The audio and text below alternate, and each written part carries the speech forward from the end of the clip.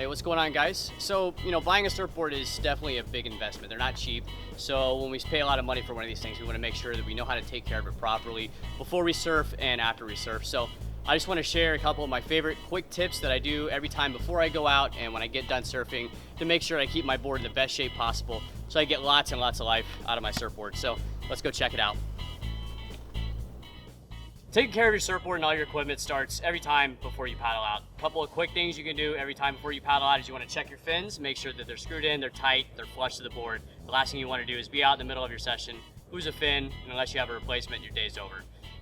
We also want to make sure that we're checking our leash, making sure that the Velcro is still fresh, the ankle strap connects to your ankle snugly. We want to check all the joints of the leash and make sure that it's fastened to the board in the correct way so that we don't have a leash failure out in the middle of our surf session.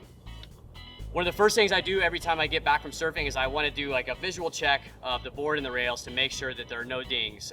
Anytime we get a ding, basically it allows water to go inside the surfboard, and water inside of a surfboard is like cancer. It spreads, it weakens the foam, and can lead to bigger problems. So you just want to do a quick visual check, run your fingers on the rail of the surfboard, on the top, on the bottom, making sure there's no dings. Also, about every 10 times that I surf, I will take all the wax off the top of my surfboard. I scrape it off because sometimes dings can happen underneath our feet or our knees from duck diving, and we don't see them because they're covered with wax. They're taking on water, which can weaken the surfboard and lead to the board breaking way earlier than it normally would. Another couple rules to remember is that we never want to leave our board in direct sunlight. As you can see, this board is a few months old. I take care of it nice and white. This board is really not that much older, and you can see the major difference. This is a board that's been left in the sun quite a bit. It's yellow, it's sunburnt. This board isn't. With this board here, what's going to happen is the sun actually deteriorates the foam inside. It causes delamination, where the fiberglass comes off the foam, which causes bubbling, all kinds of problems. So we want to avoid that by keeping our board out of direct sunlight. If you absolutely have to leave your board on the beach, you need to cover it with a towel. Okay, if you can't put it in the shade, you need to cover it with a towel, make sure that it stays out and it doesn't get really, really hot. Also, another great tip is we never want to leave it inside our car, okay? We put it in our car, we drive to the beach, we take it out, it's with us the whole time. Even if you're not surfing, you don't want to put it back in your car and let it sit for a few hours. Inside your car, you can get to a few hundred degrees during the summertime, and I've actually seen boards warp completely sideways and they're completely ruined. They're not fixable. Happened to a buddy of mine years ago. Left his board in for like 2 hours, came back, brand new $500 surfboard, completely useless and not able to be fixed. So we never, ever, ever want to leave our surfboard inside of our car. Also, anytime we have dings, that we find a ding on our surfboard, we want to make sure we have it repaired right away. You don't want to try and put wax in it or do anything like that.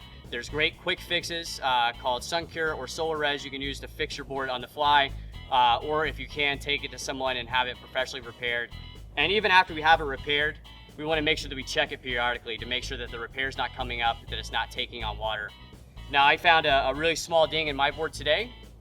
Not a big deal right now, so what I did is to make sure that it wasn't taking on water, I just kind of put my mouth to it, took a little taste of it, kind of sucked on a little bit. If there's salt water coming out, that means that there's water going in your surfboard. It needs to be fixed right away. I've got a little one on my board, there's no water coming in, but that's something that I'm going to pay attention to, because if it gets bigger, I'm going to need to fix it immediately before I go out surfing again.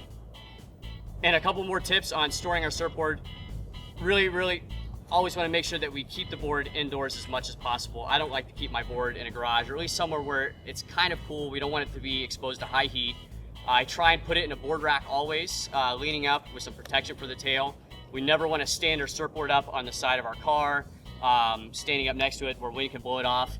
And we always want to have protection under the tail whenever the surfboard is standing up. So if we have to stand it up or put it in a corner, we need to put a towel or some padding underneath the tail, because that's a great place to get cracks and dings on our surfboard that will then start taking in water. So guys, I hope you liked the tip. Hope this helps you to take care of your surfboard, get long life out of your surfboard. If you have any questions, put them in the comments below. Of course, we love it when you guys subscribe, and we'll see you in the next video.